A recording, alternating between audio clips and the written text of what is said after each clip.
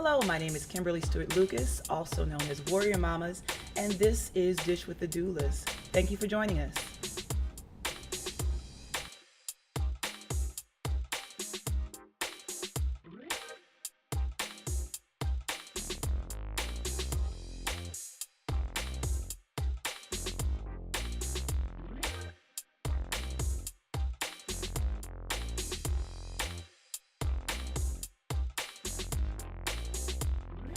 Welcome to Dish with the Doulas, where we talk about all things pregnancy, birth, and really just overall women's reproductive health. Today I am joined by two guests. This is the first special guest. First, I have Ragenia Waddada, who again has been mentioned in several episodes because you've been part of my birth stories. Ragenia is a visual and healing artist, a founder of a nonprofit called SacredArts Movement, and also one of the original founders of Gallery 992 in the West End, Atlanta. And next to her is Ayanna Smith, who is a multimedia visual artist, an organizer, and whose work is, and your current work, Womb Restoration, which we'll talk about later, deals with medical neglect and domestic abuse. And so your work is surrounding a lot of what we talk about on Dish with the Doulas, and I cannot wait to engage you on why you do the work that you do and how that comes out in your artwork. So, Ragenia. Yes, ma'am. Again, part of what I do in the shows, especially if there is a connection that we have, I talk about our backstory. And I'm trying to think when we first met. Now that I'm thinking about it, it was probably through Kenyatta, maybe. Dan and Kenyatta. Dan and Kenyatta sure. at the tattoo shop. Absolutely. And probably in the West End. I believe in the West End. So we're talking Wanda 20 Jean, I think, Wanda made the Jean. bridge. There For we me go. to even know Dan and Kenyatta, that came. But through that Wanda all Jean. came at Vantage Point Studios, and I'm thinking that's 97. So we're talking 22 Plus. years ago, Yeah. right? Yeah. Oh my, 22 years ago, right? Yes. Am I doing the math Seems right? like That's longer. about 22. Yes. And just the creative energy in Atlanta, I think there are probably then about a good 200 of us that just worked together and created together and played together. And Yada used to do, at Vantage Point, there was a show that they did called The Gift of Hand, and there were monthly art shows that we did at the tattoo shop. And I'm trying to think, just being around, getting to know you, learning about your healing arts, which are massage therapy. I'm trying to think how I even found that out, but you gave me a massage the day Solomon was due, which was also the day of the 8th anniversary of Vantage Point Studios. And at the time, I really didn't know the full power of massage therapy. I just thought it was feeling good and loosening up some muscles. Had no idea what could really go down, right? With someone that is divinely gifted like you are. And to know what the effects of that could be, particularly if you're pregnant.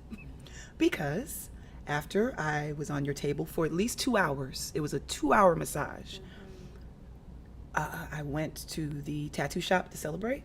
And that night, maybe a couple of hours later, and actually before that, mucus plug. We're talking about birth, so we're going to talk about it all. My mucus plug came out. I was like, oh, okay. All right. Go on with the celebration. Salah was out there DJing. We're partying. A sister friend, Asalai, at 7 Under. And I was looking at what to expect when expecting that book. Sorry, I'm going to be very opinionative. I don't like that book. And she said, girl, put that book up. Get Birthing from Within by Pam England. Great suggestion. Excellent suggestion, because that led me to a class that I took that changed and really was where Warrior Mama was born. That night, I hadn't seen her for months. I saw her that night. And she said, when I was in the back having sensations, breathing intently, she said, don't worry about time of your contractions. She just peeked around the office. Hey, don't worry about time of your contractions. And peeked out, dipped out. That was it. Went into labor. Okay. In hindsight, I realized that it started with you on that table. You knew what was going on. And I'm not sure what that was because I was due that day. There are points. That's reflexology. So Okay. massage has many different modalities. Mm-hmm. And for pregnant mothers who are ready, Mm-hmm. there are specific points at the heel and in the hands and along the back of the legs that I'll intentionally activate to stimulate the uterine contractions and blood flow to the uterus to strengthen the area. And in some cases, it's helped mothers who were going to be forced into induction medically, which is not usually fruitful. Usually it leads to C-section because the body has to be ripe.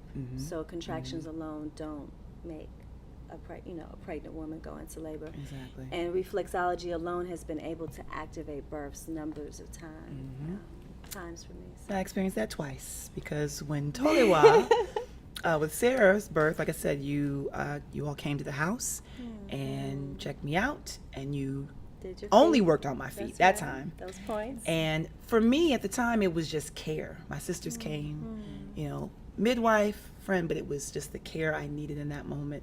And then there was a level of trust that Tolewa had, that she's good, she's got it. You all took care of, family business. And then that night you all came back and you captured, I'm so grateful, you captured the after of that birth. You captured this trail of this beautiful trail from where I gave birth to Sarah on the bed, and it was a beautiful trail of blood where I laid and nursed her in the bed. We hadn't changed the sheets out yet because it was art, and because you are an artist, I know that you saw certain things that probably others would not see. Then you were, and what I even noticed that night, still being in a euphoric state after having birth, is that you were covering. This is when we didn't have, I don't think, we were doing digital, right? But you were covering, you even knew, okay, I need to capture and get some light, but a baby was just born in this room, and not for it to be so startling. And by then I had already had a baby. That's right. And when I had Red Hawk, I birthed him at night in a birth pool in a dark candlelit room. And I always wanted that particular exact experience.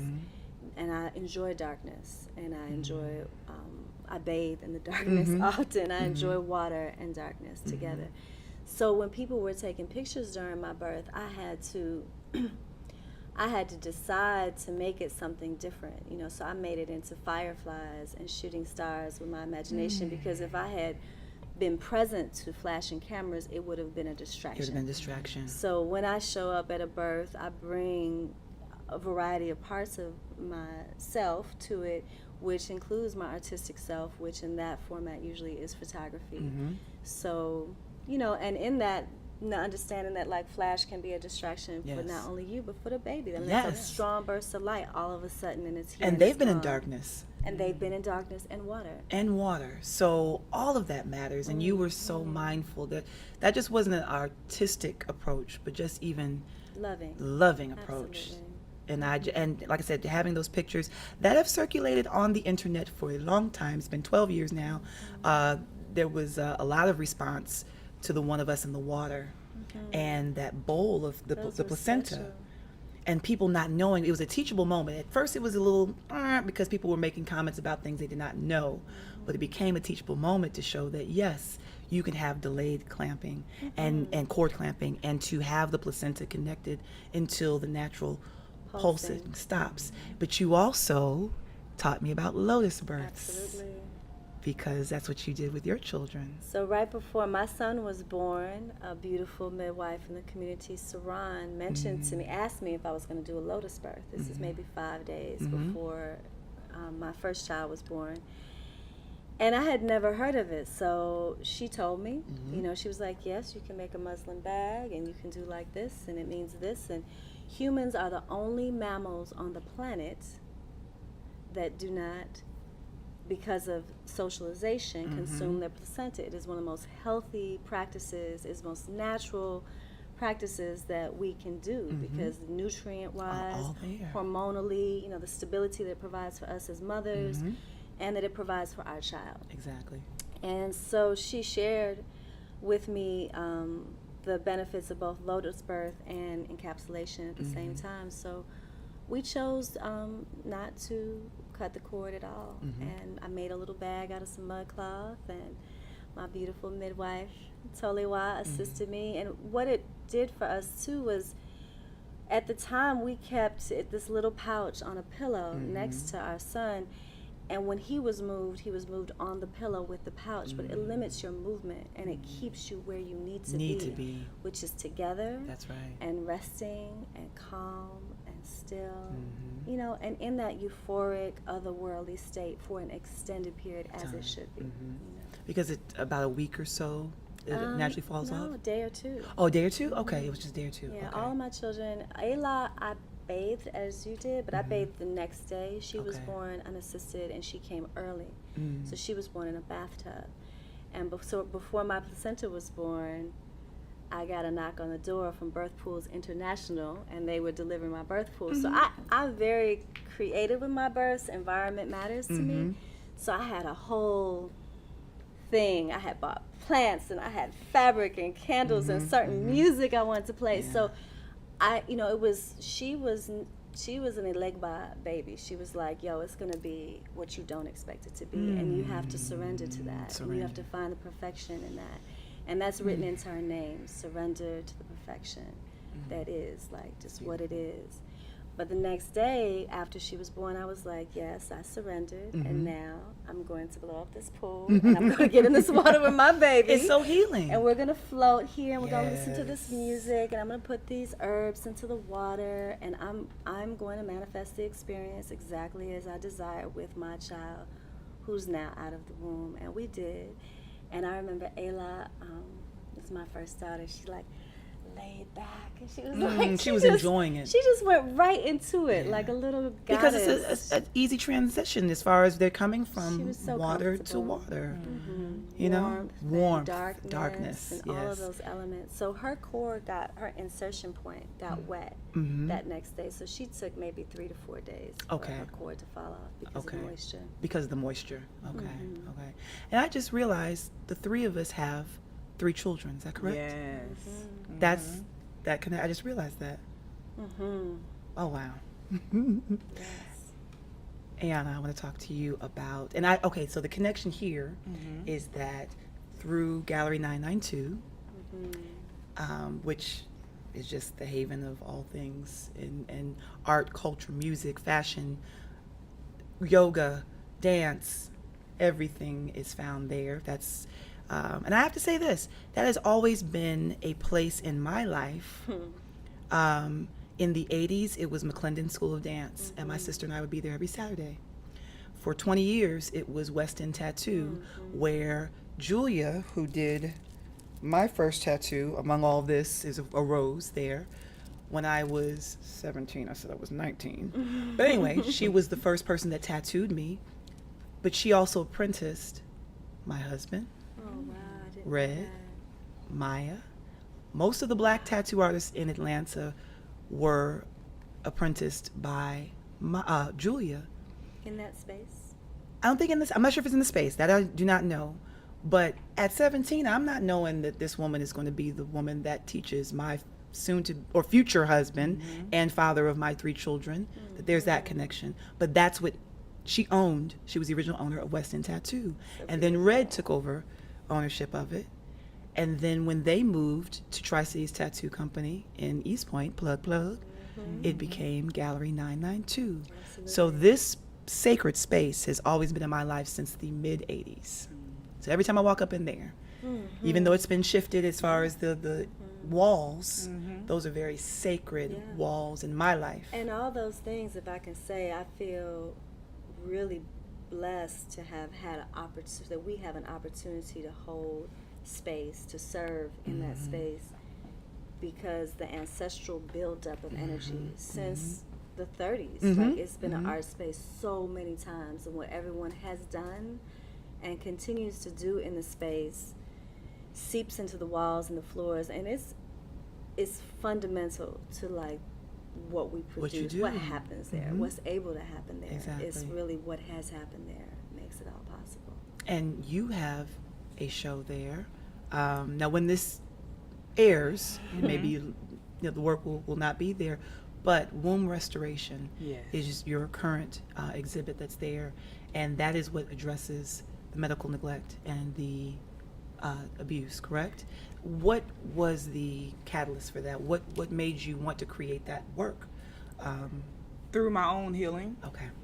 and womanhood, you know, I'm like y'all said, I'm a mother of 3 boys, and I also experienced some issues giving birth, and I just know the importance of just healing the womb overall, and things that we hold on to, and we have to work through it to let go of. That's right. And some things that were never even ours to begin with. Yeah. Wow. We talk about behaviors, unlearned behaviors, things that we just kind of, it came into it, you know, that may, that we have to unlearn and go through. And then Black women, it doesn't matter the demographic, marital status, we die a lot giving birth. Yes. And just to kind of change that dynamic and kind of bring light of that dynamic, I thought was very important. And the womb, you know, when I was reading just about your work, I thought about what the womb represents. And I thought about Christy Ray Robinson. And she had a hysterectomy. And it was, she referred to it as a heart. So during that process, I don't think she minds me sharing this. I'm going to share, but she shared this publicly, is that we were able to get her uterus after the procedure. Wow. And to hold that uterus in your hand that housed your babies and that had nodules and that had love and pain and trauma, to be able to hold that is a gift. And we had a ceremony at her parents' home where we buried it. But to hold it, I was grateful and blessed to be a part of that. It was myself, Christy, and Sean. And Sean was really instrumental in getting it back because, you know, a lot of times we have these procedures and we just give away stuff to the hospital and they still use it. And they make money. And they make money off of it. I'm talking about blood, urine, all that. So placenta, core, everything. Big so money game. when you ask for it, first of all, you, again, being a self-advocate, knowing what your rights are is important. And then coming prepared. Coming with, they're not going to give you a container to take these things home. So coming with the necessary tools to be able to take the things that you want to take. So out of that experience, she always talked about the woman with 2 hearts. And it was here and here. And even with it being physically, there's still a space there where things are created. Not just babies, but just life. We are the creators of so many movements and so many, just everything. We shape the world. And that's no diss to men because they know it. But when we do and we are in our place to shape it, everybody benefits. Oh, yeah. Everybody gets what they And in get. the best case scenario, they're fully a part of it. Yes, exactly. So some of the pieces I've seen that you've created, there's a mixture of ink and can you share what that represents with regards to womb restoration? So I use a lot of acrylic fluids and acrylic inks in my work, and also shredded paper, recycled shredded paper. And that kind of represents the burdens and things that we hold on to and let go. And I kind of use the ink for the fluidness because naturally, you know, we're givers and we're fluid humans. And so that kind of, the shredded paper kind of stops that. So kind of stopping that creative flow, and It's a barrier for yes, it it's to a barrier. flow and continue on. And then I notice even in my life when I'm stressed, all that pressure kind of goes towards that womb area. And that was kind of a way for me to, of course, you know, I'm an artist, but it's a way for me to work through that. Yes. You know, and release It's your that. healing. Yeah, it's my healing. It's your healing. So, and I, you know, talking amongst my sisters, you know, my girlfriends, I realized that we all, share a lot of the same collective experiences. Absolutely. You know, with just toxic relationships, also fibroids and miscarriages. So in that womb restoration, it kind of covers a lot of that, you know, and then the colors I use, you know, I want to Very show vibrant. the darkness too, but Yeah. I want to show the brightness, where the optimism, where we can kind of overcome, but still have that darkness present. It's the fullness. I mean, because it's through the darkness that you love being in a That we dark birth. place, that there is birth. There is something that comes out of that. To me, and I'm a Libra, so I'm always about the balance of having both present. Like, you need both to get the fullness of the experience. And sometimes if you run away from one, you know, it's always there. It's constant. But are you really getting the freedom and the fullness and the healing that's going to take you on to the next, you know? And the lesson. And the And lessons. the lesson, yeah. I said this before, and I you know, hopefully they bring this movie to Netflix or Hulu. Talk about Fast Color. You made a comment. They took it away from the theaters. It's a movie about 3 generations of black women with superhero powers. Oh. And the tagline is "Set your power free." And again, this is probably the 3rd episode I've mentioned it, and I'm not getting any paid. But I want everyone to see this movie because we took our whole family, from our 7-year-old, our 12-year-old, 15-year-old. A friend of ours brought her 8-year-old. It was for all of us, and to see the 3 generations of women. But it was about facing the trauma head on. A lot of times we have memories, we have flashes of things that, and rightfully so, that make us sad, that make us cry, that they're triggers. But sometimes, if I maybe can say most of the time, if not all the time, that is the exact place we have to go to and dissect it. And find our power. And that's because when you do that, certain things that you hear or see or smell won't trigger you, and it won't have control over you, because you have a greater understanding of why you experienced that. And you no longer blame yourself. And you no longer blame yourself. And hopefully you no longer blame at all. At all. There you go. Yeah. That's everything. When you can see, like I said, sometimes certain memories, they're just going to be sad. There may be sadness there. But when you can see the fullness of the experience and what you got out of it and who you became after and the connections that you made because of it, that to me is everything. And so, yeah, I may shed a tear. There are some memories that I have that used to make me really angry, really angry. And like I said, now they may make me a little sad, but I'm able to see a different perspective of who Kimberly was when I first went through it, what I went through and what I gained because of it. That's a hard part. Some things we think, I didn't gain anything from that, I lost. Yeah. There are some things that you gain from it. But there are things that you gain. There are things that you had to let go to be able to get. Right? And a lot of times we suppress it. And we suppress it. You know? And so that's, again, not telling too much about the movie, but that is kind of like what that movie deals with, you know? And then when you finally make those connections, you see the colors. Wow. You see the colors. You do. And in seeing some of your work, the colors that are there, that represents to me, that's life. Yeah. And the dark is life too. It's another part of life, you know? They accentuate each other. Right. It's the contrast. They complement. Yeah, absolutely. You know? Darkness brings out the brilliance of a color. Exactly. Or of an experience. Exactly. That contrast is powerful. So, again, like I said, when this airs, do you have a future location for wound restoration? No, I don't have a future location of wound restoration, but right now I do have a group show at it's at the mayor's office, so they have a gallery. Excellent. Okay. And it'll be there until June the 21st. Okay, and this episode will be before then, so people, that's timely. So for you, now I want to also talk about your colors in the artwork that you create. There's a piece, and I'm not sure what you may have titled it. I don't even know if there is a name for it, but I always think about the two beings. Are they facing each other, or are they back to back? Oh, back to back. Back to back. Yes. That you I were love probably around when that. I first created that Yes. long time ago. I love that piece, because I always think about the shadows, the outlines, the silhouettes, but the colors that you... That piece focuses on the family, and it was created way before I had children. I was probably 19 or 20 years old. And it is two figures, a male and female, back to back. Their spine, their tree's base runs along their spine. At the roots are the ancestors, and above are the ancestors. In the center, there's a really subtle form of a baby head down, ready to be born. And I remember when I moved to Hawaii, my parents housed it for me. And my dad called me like 2 years into me being abroad, and he was like, I saw the baby. And I was like, what are you talking about, Dad? You know?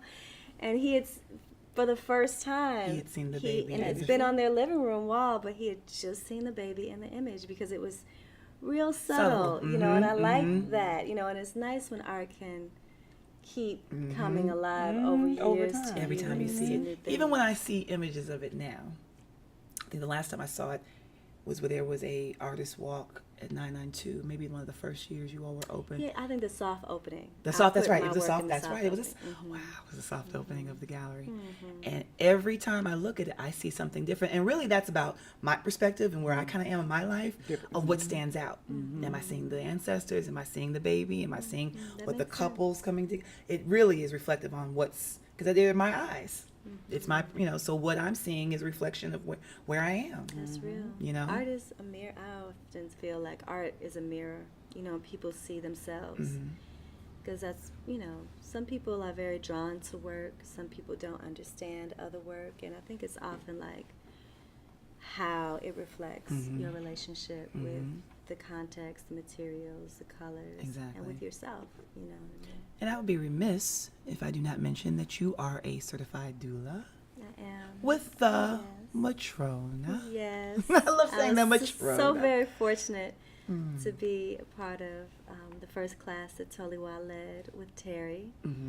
And I had just birthed my son, and I had been serving as a doula at that time probably for like 13 years. You were my doula. You were one of my doulas, really. I mean, I don't know what the capacity if we were using the title then. No, and I was. But yeah, you kickstarted my labor, so yeah. I think having a background in herbology and massage therapy and yoga and nutrition and all those things, you're taught like everything's special around pregnancy. You know, there's differences for children, there's differences for pregnancy, and there's differences for seniors that you have to address. And when friends started having babies, and I'd just be like, oh, let's do pregnancy yoga. Oh, let's do some breath work and pranayama. Oh, let me do pregnancy massage for you. Oh, I got this aromatherapy blend. And then I wound up at birth, and then it felt good. It felt empowering, and I felt like I came to understand like myself as a woman more and more every birth I went to. And one day, maybe like 7 or 8 years in, a friend of mine, one of my oldest friends, maybe my oldest friend, Gina McKinney from Chicago, she called me and she was like, I'll pay you to come to my birth in Chicago. And I said, oh girl, you ain't got to pay me. She was like, no, what you do, you're a doula. You were a doula. And I was like, what's a doula? And she was like, look it up. And then I did, and she paid me, and I was, you know, because I was working at the time and I was making good money, so she was like, I'll just pay you what you're missing coming. And it was kind of on and popping from there. I was like, let me learn more about what I am. But I also, you know, my midwife was exactly what I needed. Like, she definitely supported me in being empowered, because in our first birth, our original midwife proved herself to be not a good fit. And I released her like maybe a week and a half before my due date. Really? And because of your birth, absolutely, specifically because of your birth, I felt 100% confident that I could do it myself. And I just told Kebby, like, it's all good. We got this. And we had went and we had prayed in West End Park, and we were walking through that parking lot across where the Family Dollar is, and we saw this really tall, regal woman. And she saw us, and we locked eyes, and we started talking and walked over to each other some kind of way. And that's how that happened? That's how that happened. I had never met her before. And she said, who's your midwife? I said, we don't have one. You got to be kidding. We just had to. She said, I will attend your birth for free. And that was it. And we talked about our philosophies. I really wanted to catch my own baby. I really want, you know, she was all about the family. It wasn't a lie. That was divine. It was, wow. I have chills. And she's like my best friend to this day. And she did attend my birth. You know, it was not about anything economic, you know, although we were blessed to be able to reciprocate with our gratitude. And, I didn't even hear, she didn't even speak to me during the birth. She came with her baby, who was newborn. That sounds like totally wild. her youngest. That sounds like a And lot. we had, I think, 5 other women. There were 7 of us all together. Me and 7 Tully sisters. 7 sisters. And it was in a dark room, candle lit, and they sang like one of my best friends, Wanda Jean. I didn't ask, but I wanted certain songs sung, and she did Knew. She sang the song for Yemonja. I don't even remember what else, but and then By the Waters of Babylon, she sang that song. And I can hear Wanda Jean's voice, very similar to your tone. Girl, it was so And divine. And the only thing that's Toliwa beautiful. said to me as my baby crowned was, remember to hold your contraction now that he's crowning. Like, hold your push, not your contraction. Hold that push. Don't release. Usually, in between contractions, you can fully relax. Right here, she was like the suction. And I didn't know that. That was like knowledge I didn't have, even though I had attended other births. It's nothing like That was a giving very birth yourself. specific. And that helped me. That helped. That was something, that's the only thing I do from then on. Like, I don't push the other I don't even know babies. about pushing. I don't even know. Like with Solomon, wasn't a planned home birth. We went to Northside. I had to deliver the placenta there, and the midwife was like, "Push." I'm like, "What are you talking about?" Because everything was The so body instinctual. There was does no it. command, and I had to really focus on getting that placenta out. But it's just very. That whole time, like I said, I don't know about dilation. I don't. Toliwa told me how to check myself. That's right. Told me how to check myself. I as well. I wasn't interested in doing it though. I'm gonna be honest with you. I wasn't interested. And I just knew my body and knew when things were happening. It wasn't necessary. It wasn't You could necessary feel for it me. from the I inside. could feel it from the inside. Absolutely.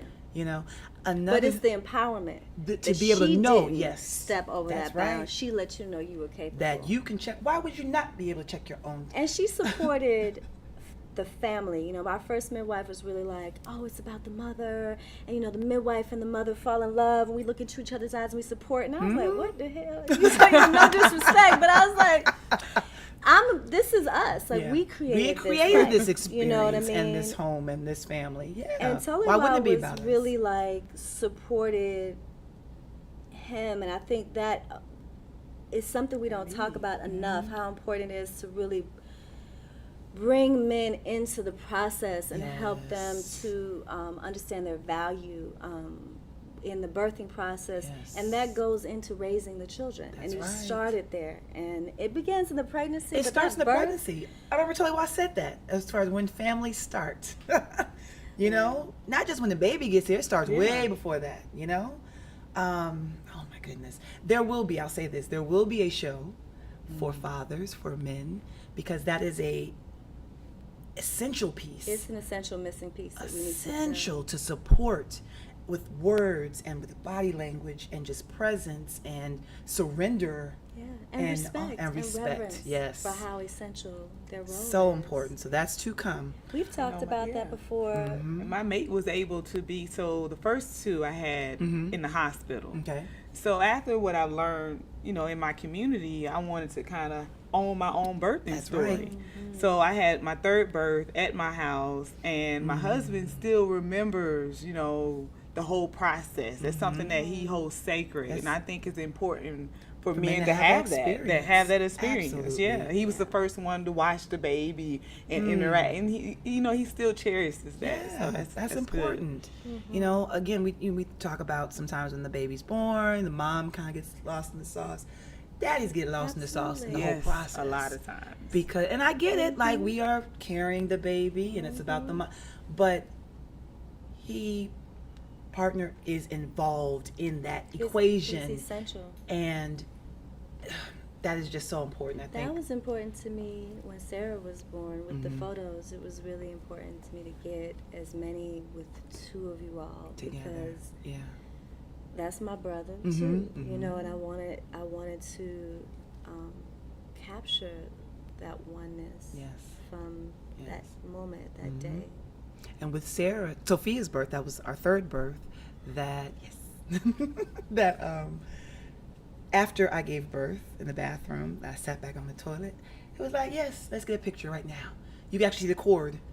The placenta was still in me. So natural. And you can see the cord, and he's holding Sophia. And she was totally, I didn't have to clean anything. Like, she came out clean as a whistle. Wow. Like, There was no, correct me if I'm wrong, was there any suction? There was no suction. There was maybe a little blood on there. But she was like, I'm ready. No Let's do burnings? this. None. Whoa. None. I've never seen that. Oh, the my picture. God. So the picture of Kenyatta holding Sophia is the way she came. We put a towel around her, and he held her. There was no. That is how she came out. That's how she came out. I love it. Because it was above where she was born, right above on the floor where she was born. And I have to mention this because you all are here. I'm so grateful for you all sharing with, and again, I think it's so important that women share with each other what they went through. And even though it may not happen to you, just to know that this is a possibility, this is something that I did. You and Tolewa shared with me that when you have multiples, really your third on, that it can be a little bit more intense in the breastfeeding. Oh my God, yes. And that saved my world. And the contractions of the uterus after the Because that's what happens when you breastfeed, and it's all divine. It's an all divine process. But when you have the third or more, the arnica. Okay, so I knew I didn't want to do ibuprofen. Yes, arnica. I ordered 1M arnica offline. I couldn't get, because the 30 cc and the 6C 1M is the strongest. was not enough. The 1M I had to get online, arnica. That was everything. I actually think it saved me. It prolonged my breastfeeding. Absolutely. Because I do believe, I don't know because it didn't happen, but I don't know if I would have continued on because it was very intense. And I don't want to, Just give but thanks. You had what you needed. it was knowing that going in, That's true. that it wasn't like, oh, what is this? What's Yeah, happening? that's true. I knew from two women that I love and trusted that share with me their experiences as mothers and going through it. And then to know and not anticipate it, therefore it happens, but just to be prepared that it could have happened. Have what you need. And to prepare myself to get that, because it was online. It wasn't something that was at the store. So I had to allow time for it to come to my home. That was everything. for me. That one, and let me tell you, I did not believe in homeopathy before I gave birth. But you knew then. Right? I was like, whatever, that hippie spirit science, energy medicine in the body, you just trying to make me spend money. Little pellets. You know, Little this little new noises age and health stuff. world. Because even though I'm very open-minded, I'm also very skeptical. Yeah. You know, I have a Scorpio moon. I'm going to... You really want I to need know what this is about. I need to experience. Exactly. So, Tolewa brought me a 30C. After Red Hawk was born, I did ask her, like, should I push? So I pushed him longer than I needed to. I never did that again. Yeah. But in that, there's a lot more straining, using all this muscle force, and you don't realize it because the oxytocin is so strong and all your endorphins are just... That's the DMT. Girl. But 2-3 days later, I felt like a Mack truck had hit me, and she was like, here, try this, arnica. And after I took it, it felt like I had a massage, my whole body.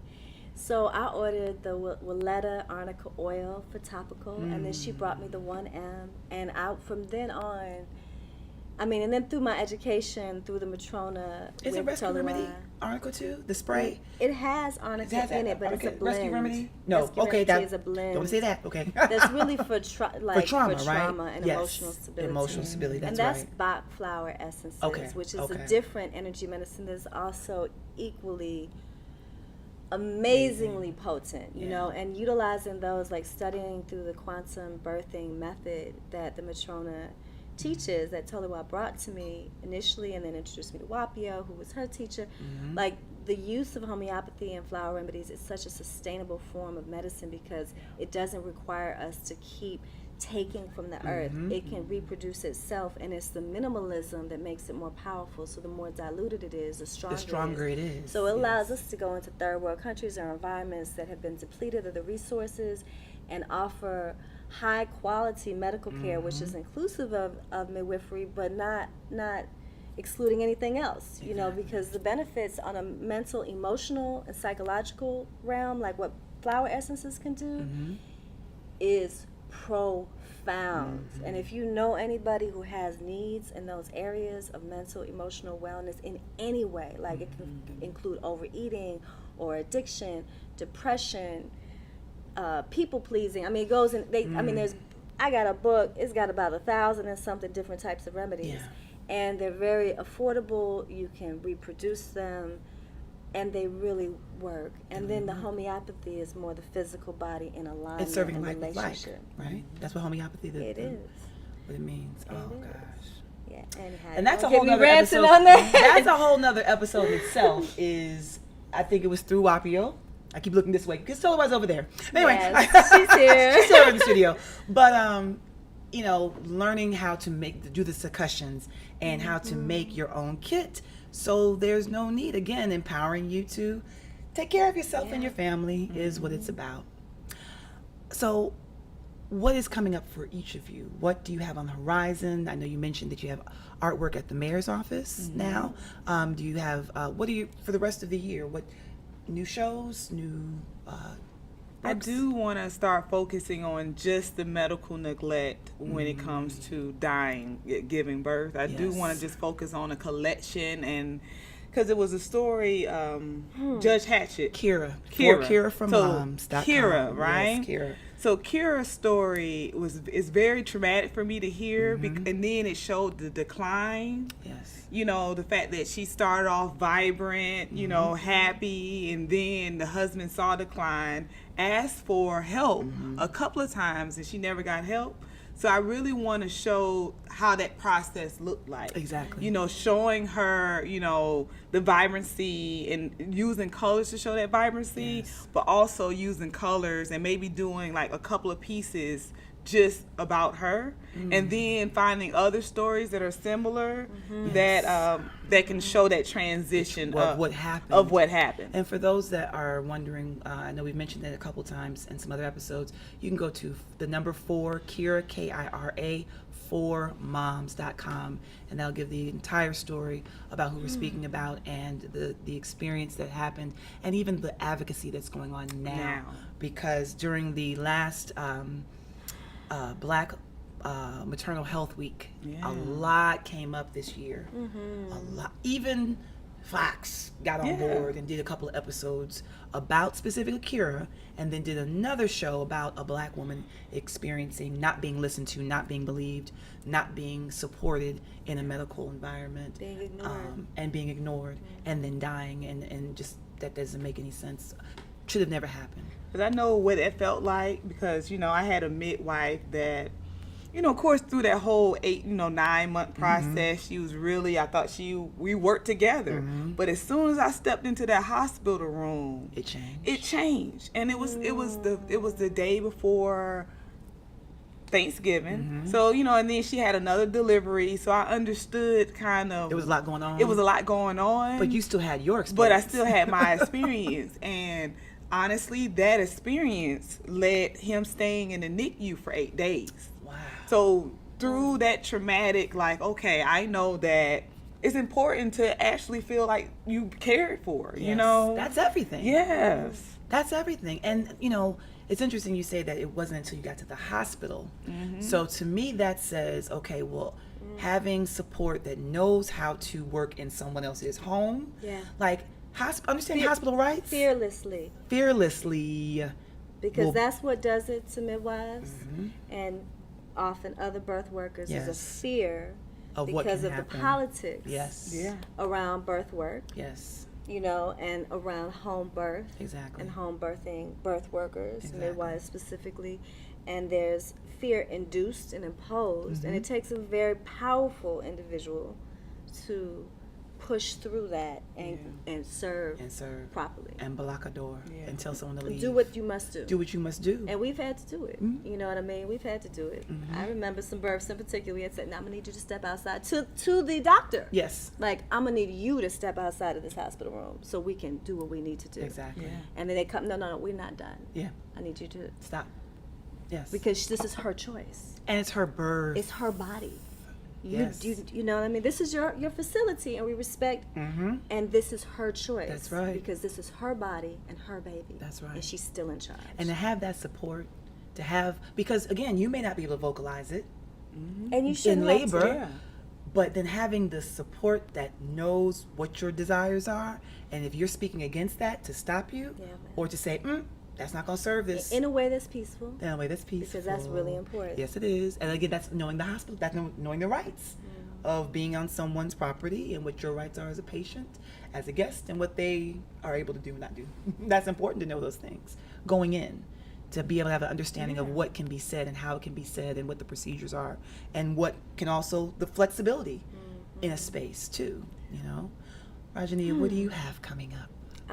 My focus this year, I will start with my work through the SacredArts movement. In conjunction with Gallery 992, I'm focusing on a variety of programming specifically for our seniors, elders, children, and then specific to mental and emotional health and trauma recovery. So these three categories are my primary focus. And in that, I've shifted to bring in an advisory board for the art element so that I can have my hand in it but be much more moderate in my involvement, so I can give my energy in these three areas that I find to be just, I feel called towards. Exactly. You know, not that they're any more important than all the other important things that we can do with our energy, but this is what I'm called towards right now. Exactly. And I recently, with Ayanna's support, joined TILA, which I'm excited about because since having my first child 12 years ago, I wasn't able to share time, but split my time between my children and my art, which was my original child. And I wasn't comfortable giving it small pieces of time, so I just kind of set it aside until I felt that I would have appropriate amounts of time and energy to devote, because I like to leave the planet when I create, and in order to do that, I have to not have to cook dinner or go pick up somebody. I have this tremendous amount of scheduled demands on me that tend to fall on mothers specifically, with the greatest weight. So I feel like I'm getting closer to that time, and I feel like being with a group of positive women of color who are all artists at different levels of their careers, in different mediums, is already really stimulating. And to see an organization grow and thrive and push through natural challenges is also supportive, you know, and stimulates other parts of me as an organizer and a leader in my own right. So I'm happy to see what comes. I'm gentle with myself and not putting any heavy expectations or demands on my creative self, but really excited to see her come back alive, because I do miss that part of myself. And I'm super happy about that. So thank you too for, you know, Ayanna's presence at the gallery was unique for me because I didn't really realize it, but the context of her work and then her spirit also, it bridged like the love for art, and it's not just birth work, it's a love for birth work, but it's a love for women. And the importance of our healing. And our healing is always directly connected to the healing of our men and our children and so on, our parents and our ancestors. So it all spreads outward. But I feel like it's just opened up a lot in me, and it definitely, I really appreciate it. Setting you free. Yes. How can... That's my sister. How can people get in touch with you? Probably the best way is through my email at ragenia@gallery992.org. And my name is spelled Ragenia. That's like rage and Nia, rage and purpose. Ooh. There's some of that in there. Okay. But I never wrote it down like that, as much as I spelled your name. It helps. Wow. It helps you remember it, you know, if you know the Swahili word Nia. So yes, Ragenia@gallery992.org. If we know each other well, you can reach me through Instagram. Yeah, right. And contact information for you. Okay, so my Instagram is art. So art by Ayanna, Ayanna, and I also have a website, Ayanna, so Ayanna A, so that's my middle name, Smith. So AyannaASmith.com. This has been, again, very fruitful for me. Very, you know what you mean to me. And you know what you mean to me. And I'm glad to finally tell you that you were the reason I was comfortable birthing unassisted, and really a big part of why I found Teliwa, because I wasn't hunting for another midwife, and I didn't feel panicked, because you had shown me that it was the most natural thing in the world to just birth with your husband. My body just tingled, because if that was what led you to Toliwa, then that was what led me to Toliwa. Absolutely. Which is, wow. How circles work. How that works. And I cannot wait to see more of your work and what you do, because that's where the healing lives. That's where the healing lives, in those colors. That's it. That's it.